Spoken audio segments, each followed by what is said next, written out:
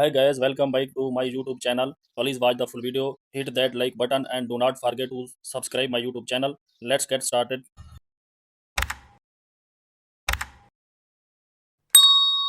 Open the pixel app, select the import button, go to the gallery, select a photo, adjust the photo, remove the background, select the orange color, enable button on, adjust the photo, and then select the text option, edit by written, select the size option, adjust the size, select the stroke button, enable button on, adjust the color,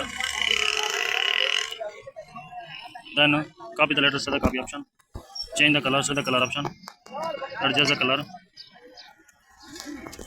then to back the letters to the to back option, save the letters to the save option, adjust the save confirmation, then select the 3D shape, enable button down, select the X rotation, change the background to the color option, adjust the color. Please like the video and subscribe the channel.